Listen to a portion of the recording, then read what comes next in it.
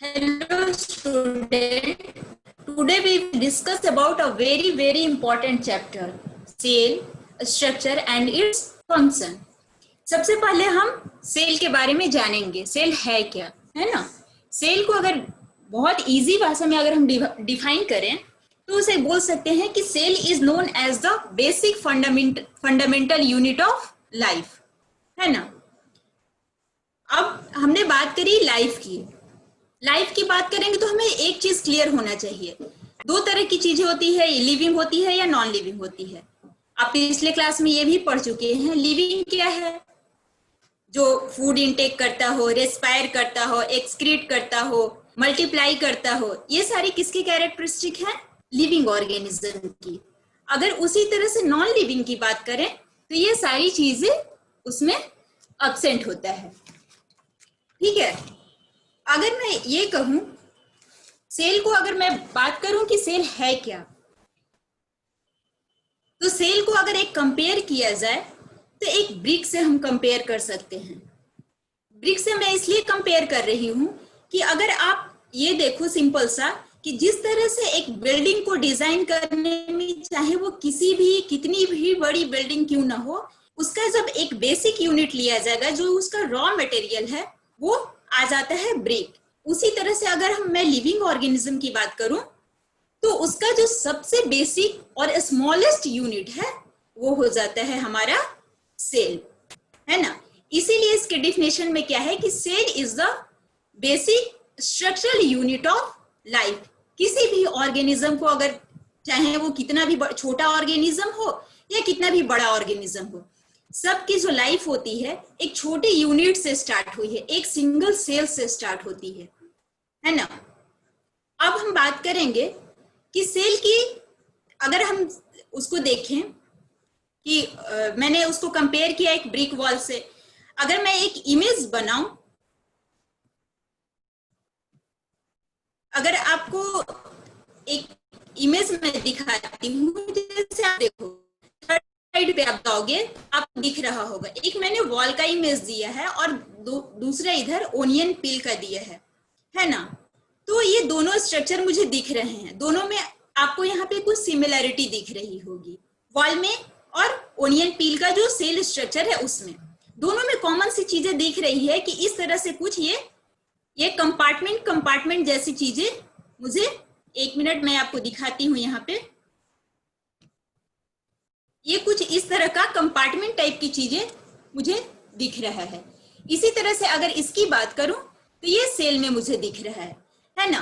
तो इन दोनों में बहुत ज्यादा सिमिलैरिटी है. लेकिन ये दोनों स्ट्रक्चर क्या है, अब ऐसा मत मानना ये चूंकि नॉन लिविंग स्ट्रक्चर है और एक लिविंग है, सेल जो है वो लिविंग स्ट्रक्चर है, तो दोनों में ये सिंपल होगा और ये उतना ही कॉम्प्लिकेटेड स्ट्रक्चर है. देखने में अभी इतनी ज्यादा सिमिलैरिटी लग रही है, लेकिन स्टूडेंट इसमें इतनी ज्यादा ऐसा नहीं है कि जैसा ब्रिक है एज इट इज सेल है. हमारा स्ट्रक्चर सिमिलर दिखता है. बाकी अगर इसके फंक्शन की बात करें तो इसमें कॉम्प्लेक्सिटी बहुत ज्यादा है ना. अब हम पीछे से वापस आते हैं पीछे वाले स्लाइड पे. यहाँ पे चैप्टर जो कवर करने वाले हैं, हमने अभी इंट्रोडक्शन सेल को इंट्रोड्यूस किया. दूसरा हम पढ़ेंगे डिस्कवरी ऑफ द सेल. हम किसी भी चीज को जानने से पहले उसकी ओरिजिन जानना चाहते हैं, कहां से वो चीज आया. सेल एकाएक तो ऐसा नहीं है कि हमें सुनने में आया होगा ये क्या है सेल, किसी ने नाम दिया, नहीं. इसका डिस्कवरी जो किया था वो रॉबर्ट हुक साहब ने किया था. कब? 1665 में. और उस समय जो उन्होंने देखा था, उस समय बार्क का एक पार्ट होता है कॉर्क, उसको उन्होंने सेल्फ डिजाइन माइक्रोस्कोप से जब ऑब्जर्व किया तो कुछ उन्हें इस तरह का स्ट्रक्चर दिखा था, जो मैं आपको आगे की स्लाइड में दिखाती हूँ. कुछ इस तरह का स्ट्रक्चर उन्हें दिखा था. ये जो स्ट्रक्चर है ये हुक साहब का अपना स्ट्रक्चर है.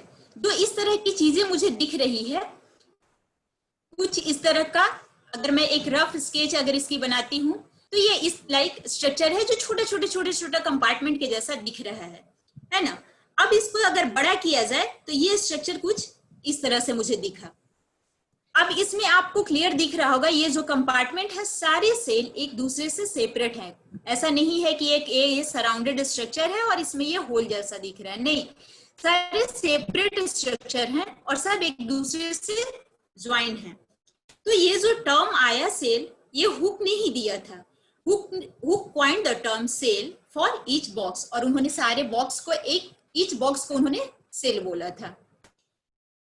उन्होंने जब देखा तो उनको जो स्ट्रक्चर जो उन्होंने एट ए टाइम इमेजिन किया, हमें तो अगर हम आम भाषा में देखें तो ये स्ट्रक्चर मुझे कुछ हड्डे की छत्ते की तरह भी दिख रहा होगा अगर आप सभी ने देखा होगा तो, लेकिन उसमें कुछ बड़ा सा दिखता है होल, और इसमें जो उन्होंने उस समय इमेजिन किया होगा, उन्होंने हनी कॉम्ब का स्ट्रक्चर देखा। हनी कॉम्ब का जिस तरह से छत्ता होता है, ये सिमिलर उसी तरह का स्ट्रक्चर दिख रहा था। अब अगर हम बात करें तो आप आते हैं नंबर ऑफ सेल की बात करते हैं। आप सबों के दिमाग में आ रहा होगा कि सेल जो है वो सारे जितने भी ऑर्गेनिज्म होते हैं, क्या सब में सिमिलर सेल होते हैं, नंबर ऑफ सेल्स होते हैं, या सब में डिफरेंट होते हैं? तो आप सभी ने थोड़ा बहुत अगर आइडिया हो तो ये पढ़ा होगा कि लाइफ जो होती है वो सिंगल सेल से स्टार्ट जरूर होती है, लेकिन धीरे धीरे बढ़ते बढ़ते number of cells billion trillion तक पहुंच जाते हैं। और सिंगल सेल ऑर्गेनिज्म भी होते हैं, जैसे कि मैंने यहाँ पे देखा, आपको एग्जांपल भी दिया है, हमारा अमीबा, पैरामीशियम, यूग्लिना, ये जो है वो हमारा वो सिंगल सेल ऑर्गेनिज्म है। अब हम बात करेंगे कि और इसीलिए इन सारे ऑर्गेनिज्म को जो सिंगल सेलुलर ऑर्गेनिज्म है उन्हें एक स्पेशल टर्म दिया, यूनिसेलुलर। यूनिसेलुलर, सबसे पहले इस टर्मिनोलॉजी को आप समझो। यूनि का मतलब होता है सिंगल, तो जो भी सिंगल सेल कंटेनिंग ऑर्गेनिज्म है वो हो गया आपका यूनिसेलुलर। उसी तरह से अगर मैं बात करूं तो फिर आता है, और जो मेनी सेल कंटेनिंग ऑर्गेनिज्म है उनके लिए बात करूं तो मल्टी मीन्स मेनी। आप टर्म को एक एक टर्म को समझते जाएंगे, आपके लिए क्लास काफी इजी लगेगा।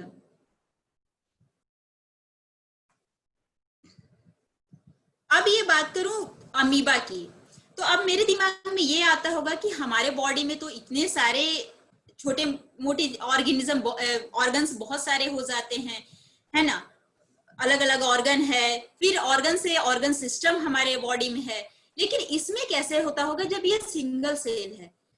तो गाइज इसका सारा फंक्शन जो है, अगर अमीबा की बात करें या जो भी सिंगल सेलुलर ऑर्गेनिज्म है, उसमें सारा फंक्शन, वो एक लिविंग ऑर्गेनिज्म जो भी फंक्शन करता है, वो फूड इनटेक करता है, वो रेस्पायर करता है, एक्सक्रीट करता है, मल्टीप्लाई करता है, ये सारे कैरेक्टरिस्टिक उस ऑर्गेनिज्म में होते हैं, लेकिन वो सारा एक्टिविटी एक सिंगल सेल करता है। यानी कि ये सिंगल सेल अपने आप में एक फुल फ्लेज्ड ऑर्गेनिज्म भी है ना। और अगर आप एग्जांपल लो एक ह्यूमन बॉडी की, तो हमारा भी लाइफ जो होता है वो एक सिंगल सेल से ही स्टार्ट हुआ है, और वो धीरे धीरे डिवाइड करके, फिर सेल डिवाइड करके एक स्पेसिफिक फंक्शन, कुछ group of cell specific function किया, उसने बनाया सेल से टिश्यू बना जो सिमिलर, जिसका एक्शन होता है, टिश्यू से फिर हमारा ऑर्गन बना, और ऑर्गन से ऑर्गन सिस्टम। ओके, तो अब आप समझ रहे होंगे कि ये सारा चीजें धीरे धीरे करके एक सिंगल सेल से स्टार्ट होकर के एक फुल फ्लेज्ड बड़े बिलियन ट्रिलियन सेल वाले ऑर्गेनिज्म बनता है, तैयार होता है। अब यहाँ पे अगर सबसे इंपॉर्टेंट बात कि अगर हम अमीबा की बात करें, तो एक बहुत ही वेरी वेरी इंपॉर्टेंट स्ट्रक्चर होता है, जिसकी वजह से आपने सभी ने पढ़ा होगा कि अमीबा का सेल जो होता है वो डिफिनिट नहीं होता है ना। कभी वो अभी आपको इमेज में इस शेप में दिख रहा होगा, कहीं कहीं अगर उसका आप इमेज बताओ तो मैं बताती हूँ, अगर आपको कुछ अगर ये हो तो ये इस स्ट्रक्चर में भी दिखेगा।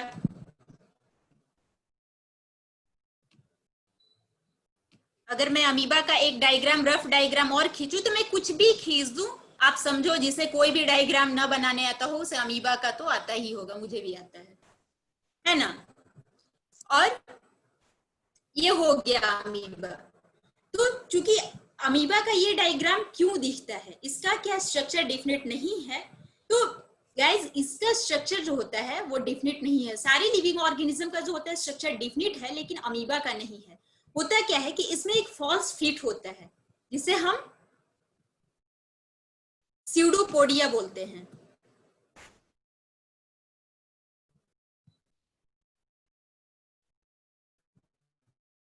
मैं पीछे की स्लाइड में देख रही हूँ, मैंने ये नहीं टर्म डाला है स्यूडोपोडिया। तो आप यहाँ पे देख सकते हो कि अमीबा में जो है वो एक फॉल्स स्ट्रक्चर होता है जिसे मैंने नाम दिया है स्यूडोपोडिया।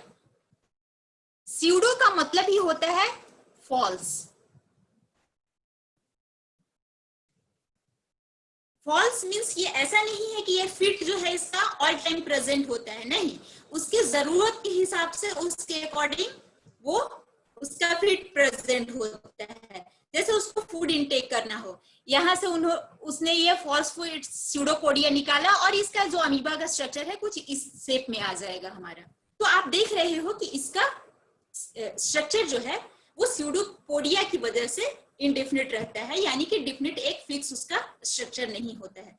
जबकि इन बाकी सारे ऑर्गेनिज्म जो हैं उसमें ये स्ट्रक्चर नहीं होता है ना। अब तो फिर इन सेल को सारे सेल को ये शेप डिजाइन करता कौन है? एक डेफिनिट डिजाइन जो होता है, डेफिनिट शेप होता है, वो कैसे होता है? तो सारे सेल के चारों तरफ देख रहे होंगे कि एक इस तरह से, ठीक है अमीबा का मैंने देखा तो ये इस तरह से स्ट्रक्चर है, सॉरी पैरामीशियम का। तो पैरामीशियम के ये चारों तरफ जो हुआ उसे हम बोलते हैं सेल मेम्ब्रेन। और ये सेल मेम्ब्रेन जो स्ट्रक्चर है वो आपका उसका शेप डिफाइन करता है कि ये शेप किस तरह का होगा, है ना। बहुत तरह का शेप, ऐसा नहीं है कि सेल जो है वो एक ही शेप का, यहीं पे आपको 3 शेप का सेल दिख रहा है, ये सिंगल सेल है तो इसके आप देख रहे हैं अलग अलग तरह के शेप है। तो उसी तरह से सेल का जो शेप होता है वो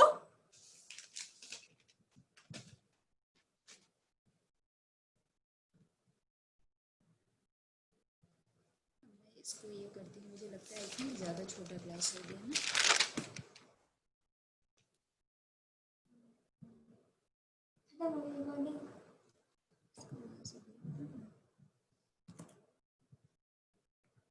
फिर से करना पड़ेगा।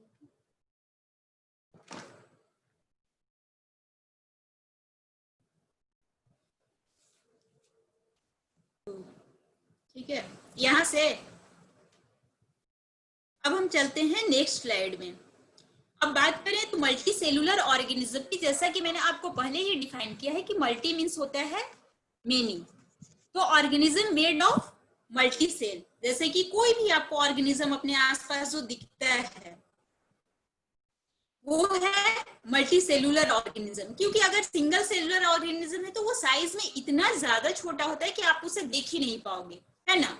अब इसमें करते हैं, आप सेकेंड लाइन आपने देख रहे हो, number of cells can run from 1 to trillion. जैसे अगर एक ह्यूमन बॉडी की बात की जाए, ये कोई भी ऑर्गेनिज्म जो अपने आसपास देखते हो, एक डॉग की बात की जाए, काउ की बात की जाए, कोई भी ऑर्गेनिज्म आप उठा लो, वो उसमें नंबर ऑफ सेल्स सभी में ऐसा नहीं है कि सिमिलर है, सब में अलग अलग नंबर ऑफ सेल्स है ना।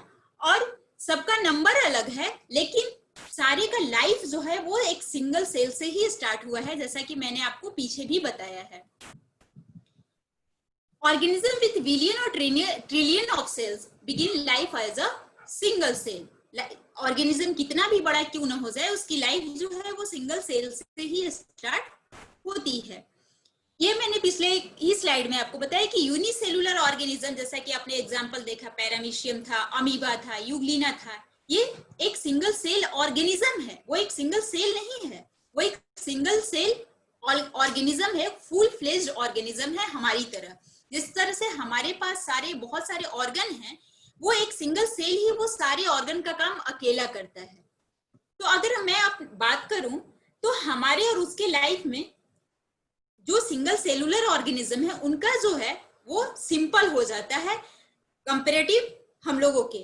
या जो भी ऑर्गेनिज्म मल्टी सेलुलर ऑर्गेनिज्म है, क्योंकि अगर मल्टी सेलुलर ऑर्गेनिज्म है तो बहुत सारे सेल यूनाइट होकर के जो टिश्यू फॉर्म करते हैं, टिश्यू फिर बहुत सारे सिमिलर टिश्यू यूनाइट होकर के ऑर्गन का फॉर्मेशन करते हैं, तो ये कॉम्प्लेक्सिटी धीरे धीरे इंक्रीज होते जा रही है। और जैसा कि मैंने आपको पहले ही पीछे भी बताया है कि ये इस तरह से स्ट्रक्चर हमारा लाइफ स्टार्ट होता है। अगर मल्टी सेलुलर की बात करूं तो सेल, सेल से टिश्यू, टिश्यू से organ, organ system and then फिर हमारी बॉडी। अब हम नेक्स्ट ये भी सब एक चीज और हम लोग जान लेंगे कि ऐसा नहीं है कि सारे सेल जो है वो एडेड आई से ही दिखते हैं या अनएडेड आई से ही दिखते हैं। जैसे एक सिंगल सेल की बात करूं, एक की बात करूं, एक सभी ने देखा होगा। एक क्या है? एक सिंगल सेल है। तो ऐसा नहीं है कि उसे देखने के लिए मुझे माइक्रोस्कोप की जरूरत पड़ रही है, मैं उसे अनएडेड आई से ही देख पा रही हूँ। लेकिन बहुत सारे और भी सेल है, जैसे कि हमारे हनीकॉम्ब का स्ट्रक्चर ही रॉबर्ट हुक ने जब उन्होंने देखा, तो वो स्ट्रक्चर अगर मैं ऐसे बार उठा करके देखूं तो वो स्ट्रक्चर मुझे नहीं दिखेगा, उसके लिए मुझे माइक्रोस्कोप की जरूरत पड़ी। ओनियन पील का मैंने आपको स्ट्रक्चर दिखाया, तो ओनियन पील आप डेली खाते हैं, हम लोग सभी देखते हैं ओनियन को, लेकिन अगर आप देखोगे तो कुछ इस तरह का स्ट्रक्चर जैसे मैंने आपको पीछे की स्लाइड में दिखाया था, वो आपको इस तरह का स्ट्रक्चर, मैं ऐसा नहीं है कि उसको पील करती हूँ तो कुछ इस तरह का स्ट्रक्चर दिखता है, नहीं, उसके लिए मुझे माइक्रोस्कोप की जरूरत पड़ती है।